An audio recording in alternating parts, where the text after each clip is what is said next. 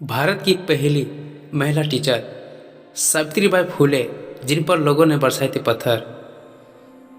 भारत की पहली महिला शिक्षिका सावित्रीबाई ने अपने पति समाजसेवी महात्मा ज्योतिबा फुले के साथ मिलकर 1848 में उन्होंने बालिकाओं के लिए एक विद्यालय की स्थापना की थी। महाराष्ट्र के सतारा जिले के नया गांव में एक दलित परिवार में 3 जनवरी 1831 को जन्मी सावित्रीबाई फुले भारत की पहली महिला शिक्षिका थी।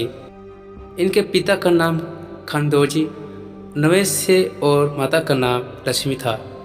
सावित्रीबाई फुले शिक्षक होने के साथ भारत की नारी मुक्ति आंदोलन की पहले नेता, समाज सुधारक और मराठी कवयित्री थी।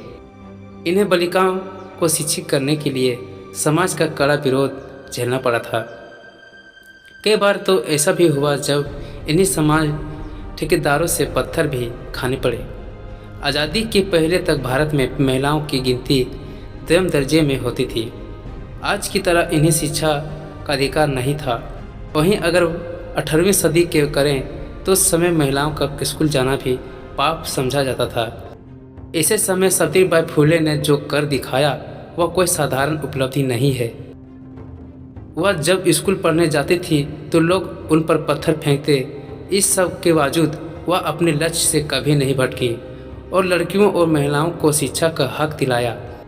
उन्हें आधुनिक मराठी कवि और अग्रदूत माना जाता है।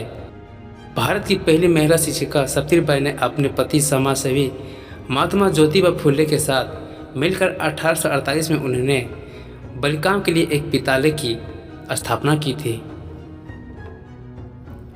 9 साल की उम्र में हो गया था विवाह। सावित्रीबाई का विवाह बहुत ही छोटी उम्र में हो गया था। उनका विवाह महज 9 साल की उम्र में वर्ष 1940 में ज्योतिराव फुले से हो गया। शादी के बाद वह जल्द ही अपने पति के साथ पुणे आ गए। विवाह के समय पढ़ी लिखी नहीं थी, लेकिन पढ़ाई से उनका मन बहुत लगता था। उनके पढ़ने और लिखने की लगन से प्रभावित होकर उनके पति उन्हें आगे पढ़ना और लिखना सिखाया।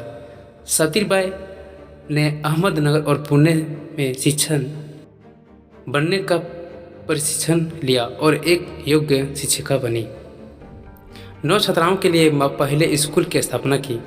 सावित्रीबाई ने 3 जनवरी 1848 में पुणे में अपने पति के साथ मिलकर विभिन्न त्रि जातियों को 9 छात्राओं का साथ महिलाओं के लिए पहले स्कूल की स्थापना की।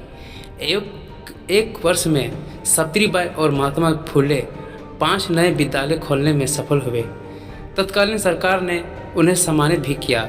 एक महिला प्रिंसिपल के लिए सन 1848 में बालिका विद्यालय चलाना कितना मुश्किल रहा होगा, इसकी कल्पना शायद आज भी नहीं की जा सकती।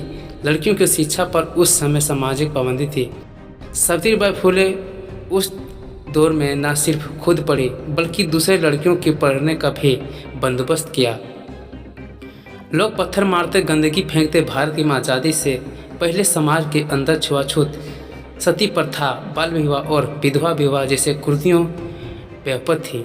सावित्रीबाई फुले के जीवन बेहद ही मुश्किल भरा रहा। दलित महिला का उत्थान के लिए काम करने, छुआछूत के खिलाफ आवाज़ उठाने के कारण उन्हें एक बड़े वर्ग द्वारा विरोध भी झेलना पड़ा। वह स्कूल जाती थी तो वह विरोधी उन्हें पर पत्थर मारते और उन पर गंदगी फेंकते थे।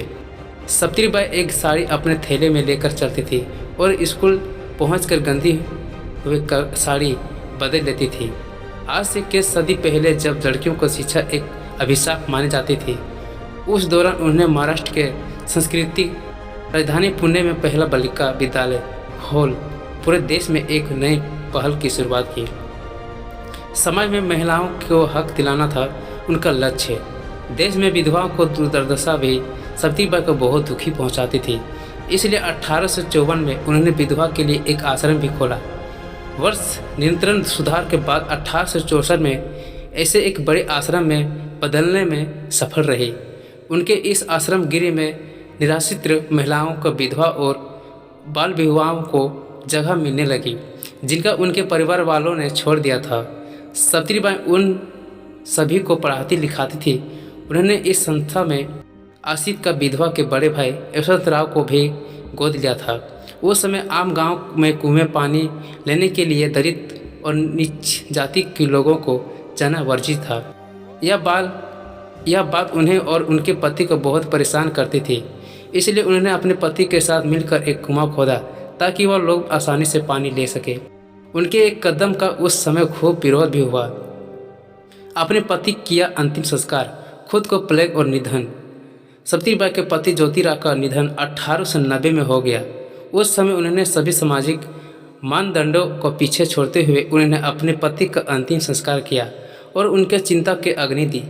इसके करीब 7 साल बाद जब 1897 में पूरे महाराष्ट्र में प्लेग और बीमारी फैला तो प्रभावित क्षेत्र में लोगों की मदद करने निकल पड़े। इस दौरान वे खुद भी प्लेग और शिकार हो गए और 10 मार्च 1897 को उन्हें अंतिम सांस ली। दोस्तों, अगर ये वीडियो आपको पसंद आए तो प्लीज़ हमारे इस चैनल को सब्सक्राइब करें। थैंक यू, धन्यवाद।